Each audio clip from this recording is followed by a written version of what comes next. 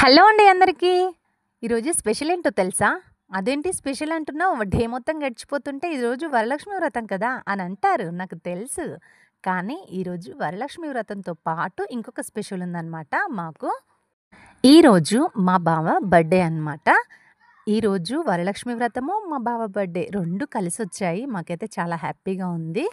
పొద్దున్నే బావ డ్యూటీకైతే రెడీ అయితుంటే ఇంక బావకు స్వీట్ పెట్టాలి కదా అని చెప్పేసి అయితే పాయసం చేశాననమాట. ఇంక ఇదొచ్చేసేమో అమ్మవారికి నైవేద్యంగా పెడదామని చెప్పేసి కేసరి కూడా చేస్తున్నాను. కేసరి ప్రాసెస్ అంటే చాలా సింపుల్. అందరికీ తెలుసు. పెద్దగా పరిచయం అయితే చేయాల్సిన అవసరం లేదు కాబట్టి నేనైతే ఫాస్ట్‌గా అయితే చేసేసుకుంటున్నాను ఇక్కడ.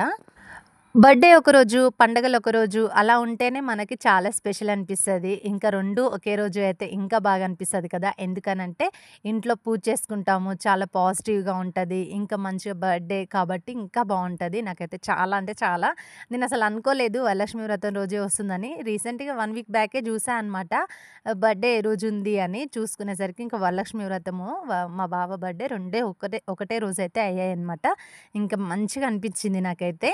మీ బర్త్‌డే ఇంకా ఏదైనా ఫెస్టివల్ ఏదైనా ఎప్పుడైనా కలిసొచ్చిందా మీకు? కలిసొస్తే తప్పకుండా కామెంట్ సెక్షన్‌లో అయితే కామెంట్ చేయండి. మా బావ బర్త్‌డేకి అయితే ఎవ్రీ ఇయర్ రాఖీ పండగ ఇంకా లేదు అనంటే వరలక్ష్మి వ్రతం అయితే కలిసొస్తది. అంటే నెక్స్ట్ డే ముందు రోజు 2 డేస్ ముందు అలా వస్తుంది కానీ సేమ్ డే అయితే ఎప్పుడు రాలేదు. ఈ రోజైతే సేమ్ డే వచ్చిందనమాట. మీకు అలా ఎప్పుడైనా జరిగితే తప్పకుండా కామెంట్ సెక్షన్‌లో అయితే కామెంట్ చేయండి. మీరు వరలక్ష్మి వ్రతం చేసుకున్నారా? వాయినాలకి ఎవరైనా ముత్తైదులనైతే ఇంటికి పిలిచారా?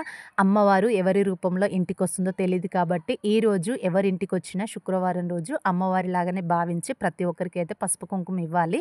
అలా చేస్తేనే మనం చేసుకున్న పూజకి ఫలితం కూడా దక్కుతుంది. అయిన వాళ్ళకి ఆకులలో, కాని వాళ్ళకి కంచాలలో పెట్టి నువ్వు బంగారు విగ్రహానికి పూజ చేసినా నీ పూజ ఫలితం అయితే దక్కదు. ఏమంటారు?